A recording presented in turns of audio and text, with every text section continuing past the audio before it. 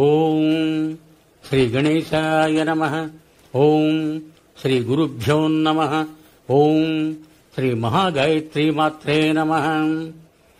శ్రీ మహాగాయత్రీ మాత YouTube ఛానల్కు శ్రోతలందరికీ సాదర స్వాగతం. ఆహ్వానించువారు కాశీవజ్ర సుబ్రహ్మణ్య శర్మ, నిడదవోలు. మాఘపురాణము 26వ అధ్యాయము. పుణ్యక్షేత్రములలో నదీస్థానము. ఈ విధముగా అనేక పుణ్యపురుషుల వృత్తాంతములను, మాఘమాస స్థాన మహిమను దిలీప మహారాజునకు వశిష్ఠుల వారు వివరించగా,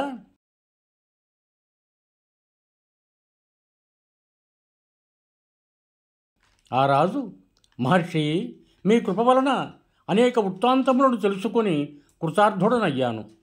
కానీ మరొక సంశయం నాకు కలదు.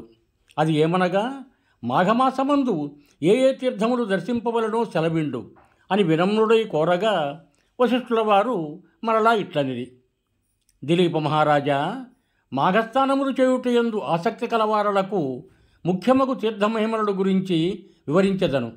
శ్రద్ధగా ఆలకింపుము. మాఘమాసములలో నదీస్థానము ముఖ్యమైనది. మాఘస్థానములు చేయలేక తీర్థములు సేవించిన చారుడని అనుకొనుట అవివేకము. ఏలననగా, మాఘమాసములో ఏ నదిలోని నీరైనను గంగనీటితో సమానము. అందుచేత మాఘమాసములో నదీస్థానము సర్వ పాపహరమైనది, అవశ్యమైనది కూడా. అటులనే ప్రయాగ అతి ముఖ్యమైన క్షేత్రం. ఈ భరతఖండంలో అతి ప్రధానమైన గంగానది సముద్రంలో కలియు చోట మాఘస్థానం ఆచరించిన 7 జన్మలలోని పాపములు సహితము హరించును. మాఘమాసములో నదీస్థానముతో పాటు విష్ణు దేవాలయములు, మహేశ్వరాలయములు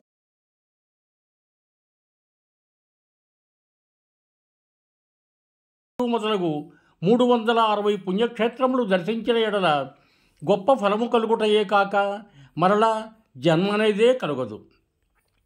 ఇక త్రయంబకమును ఒక ముఖ్యమైన క్షేత్రం గలదు. ఇది పడమటి కనుమల దగ్గర ఉన్నది. అచ్చటనే పవిత్ర గోదావరి నది జన్మించింది.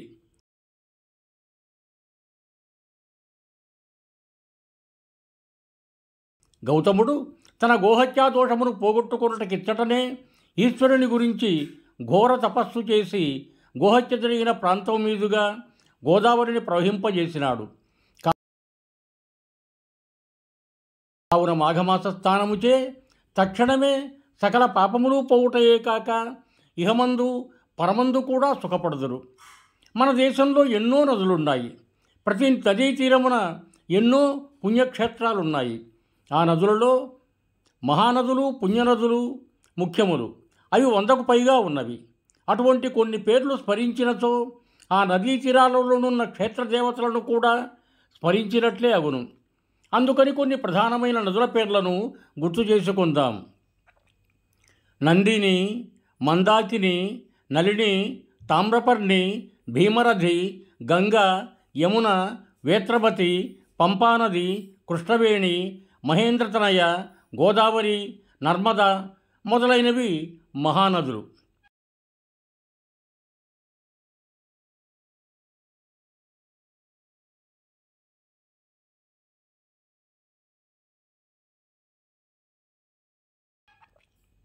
భగీరథి, గంగ, నర్మద, యమున, సరస్వతి, కృష్ణవేణి, బహుద, భీమరథి, తుంగభద్ర, రేణుక, మలాపహారి, కావేరి, కృతమాల, తామ్రపర్ణి, విశోక, కేసికి, గండకి, విచిత్రక, వశిష్ఠప్రవర, కాశ్యపి, సరయు, సర్వపాపహరి, కుశావతి, ఫల్గుణి, కరతోయ, పుంజద, ప్రణీత మొదలైనవి పుణ్యనదులు.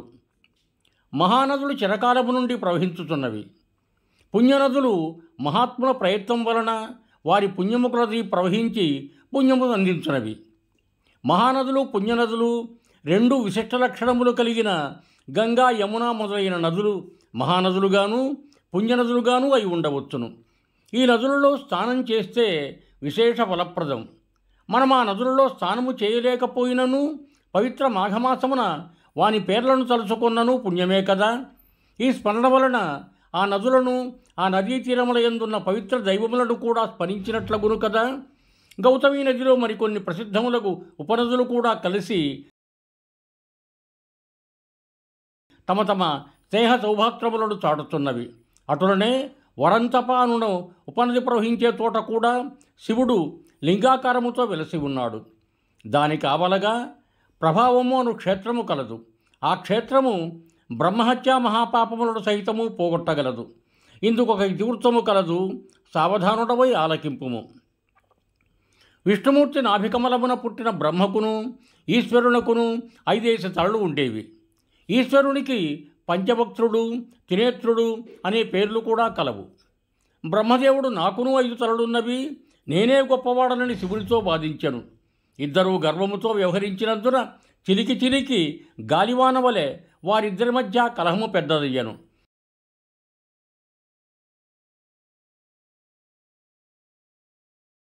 కడకు ఇద్దరూ యుద్ధము చేయగా శివుడు బ్రహ్మ యొక్క 5వ తలను నరికివేశను.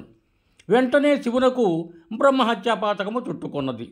శివుడు భయపడి తాను నరికిన బ్రహ్మతలను చేతపట్టుకొని ముల్లోకాలు తిరుగుతుండగా క్రమముగా చేతిలో ఉన్న బ్రహ్మతల ఎండిపోయి పుర్రెగా అయినది.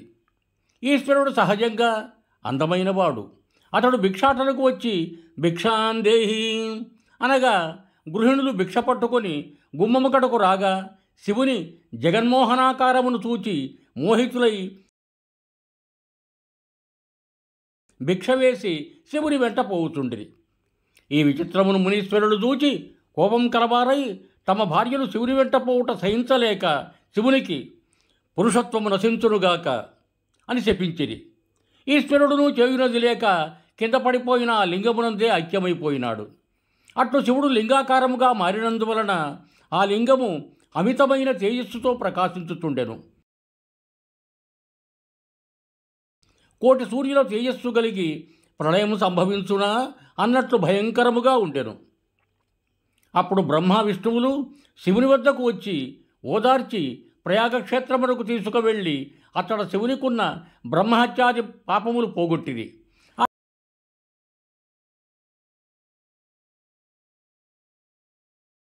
ఆ విధముగా భూలోకమునకు వచ్చి శివుడు అప్పటి నుండి లింగాకారంగా మారినందున భక్తులు ఆ లింగాకారమునే పూజించుతూ శివసాన్నిధ్యమును పొందగలుగుతున్నారు. శుభం భూయాత్. సర్వే జనా సుఖినో భవంతు. ధన్యవాదములు. మీకు నా ఈ వీడియో నచ్చినట్టయితే దయచేసి ఓ లైక్ కొట్టి నా వీడియోను మీ బంధుమిత్రులకు షేర్ చేయవలసిందిగా కోరడమైనది. అదేవిధంగా నా ఛానల్ను సబ్స్క్రైబ్ చేయవలసిందిగా ప్రార్థించడమైనది. మరొక్క మారు ధన్యవాదములతో భవదీయుడు కాశీవజ్ర సుబ్రహ్మణ్య శర్మ, నిడదవోలు, తూర్పుగోదావరి జిల్లా.